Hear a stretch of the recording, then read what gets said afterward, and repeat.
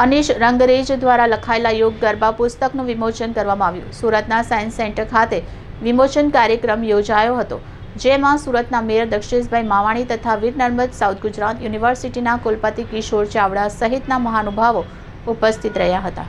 સુરતમાં અનિશ રંગરેજ દ્વારા યોગ અને ગરબા પર પુસ્તક લખવામાં આવ્યું છે, જેનું સાયન્સ સેન્ટર ખાતે વિમોચન કરવામાં આવ્યું હતું। વિમોચન પ્રસંગે સુરતના મેયર દક્ષેશભાઈ માવાણી તથા વીર નર્મદ સાઉથ ગુજરાત યુનિવર્સિટીના કુલપતિ કિશોર ચાવડા સહિતના મહાનુભાવો ઉપસ્થિત રહ્યા હતા।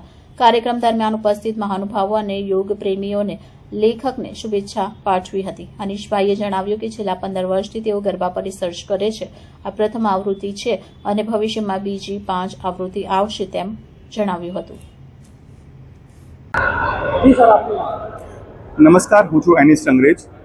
આજે મારી યોગ ગરબાની બુકનું વિમોચન છે। છેલ્લા 15 વર્ષથી ગરબા ઉપર રિસર્ચ કરું છું અને આપણી સંસ્કૃતિ ગરબાને દુનિયાના ખૂણે સુધી પહોંચાડવા માટે એની પાછળ વૈજ્ઞાનિક અભિગમનો અપ્રોચ રાખ્યો છે, જેથી કરીને લોકો આપણા ગરબાને અને એના વિજ્ઞાનને જાણે, એને અપનાવે, એનો સ્વીકાર કરે અને એને આપણે જીવનમાં ઉતારીએ। તો આ જે બુકનો પર્પઝ છે કે ભાઈ યોગ અને ગરબા એટલે આપણી સંસ્કૃતિની બે વસ્તુઓ, યોગ અને ગરબા જે શિવ અને શક્તિ સાથે જોડાયેલું છે અને એનાથી આપણે આપણા શરીરને કેવી રીતે બેલેન્સ કરી શકીએ એ હેતુ આમાં કવર થાય છે।